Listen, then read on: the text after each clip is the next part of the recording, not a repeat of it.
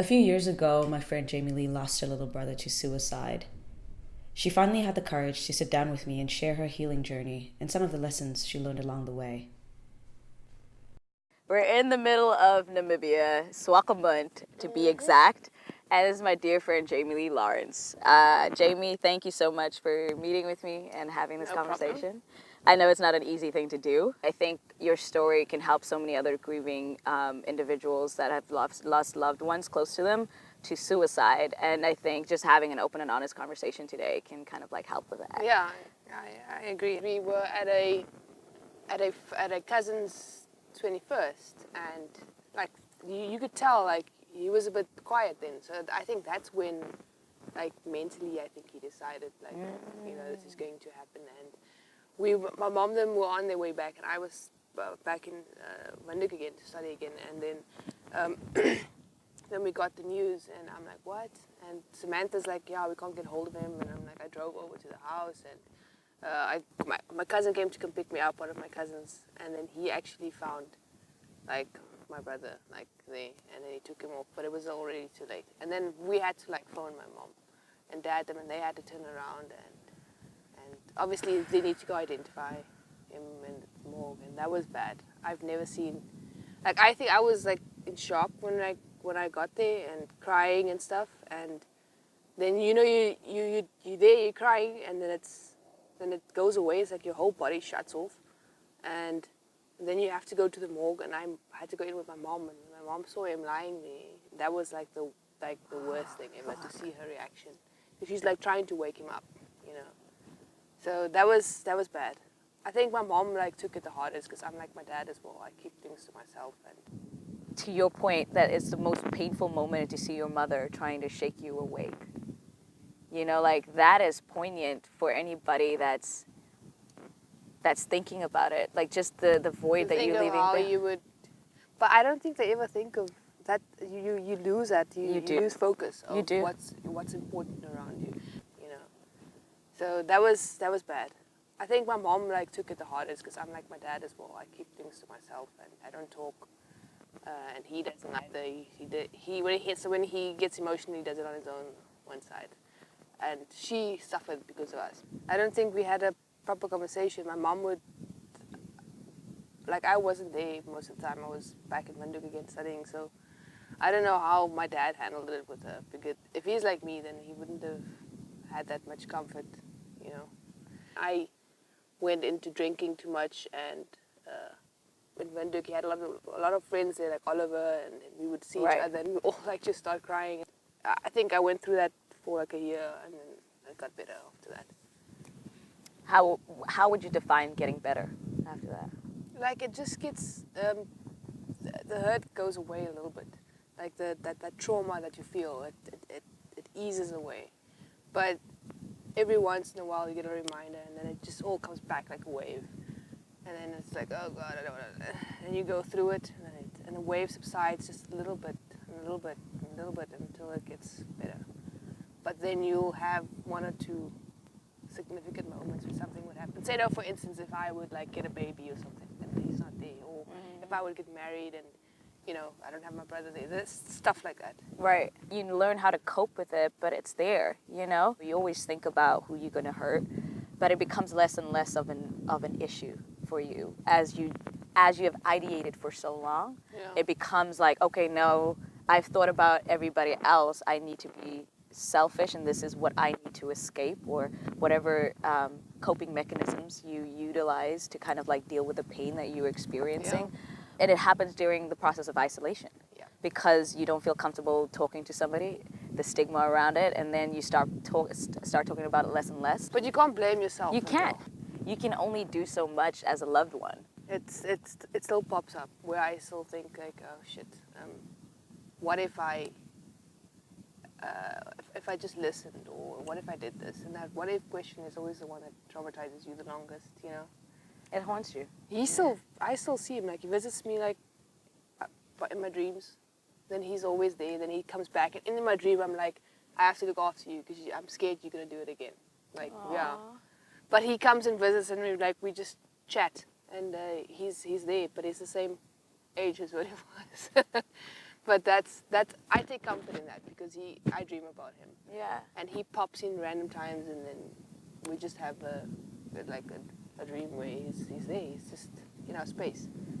Did he ever talk about it? Did he reach out to you about it? No, because I was in Swakop then, and he then went to Windhoek studies. So he was much closer with my cousin Samantha, and they were like talking like a lot. They were actually closer than what I was with him. And but that's the thing with our family is like we weren't that close of a family. We don't share stuff with each other, and I think that's a problem because you get yucked up. How do you say it? By the mom and dad. Come on, get over it. Be strong. You can do this. You know. And then you don't want to speak to them because it gets brushed off because you're not supposed to talk about stuff like that, and that's a problem. That's the biggest issue, you know, like just I grew up like that. If you have any mental health issues or if you're depressed, it's not considered a real thing. It's considered something that you need to just brush off and get on with it because that's just life, you know. And I was curious, and to your point, what he was discussing with Samantha, like, did he say I have suicidal ideations, or did he ever talk to you about it, like that he felt like it was his world going or anything? We would never, when we see each other, we would be either going out. We never got to that stage where, okay, we're not drinking buddies now. You know, when you actually start bonding with your brother. I think that's just how it goes in my family. I mean, I've seen many different families where people are like close from, they tell their mom and dad everything because they're comfortable with it, and it's beautiful to see that. And that's when I realized like we never had that with my mom and my dad, and still to this day it's only slowly getting there where we're bonding a little bit because it's weird. Right.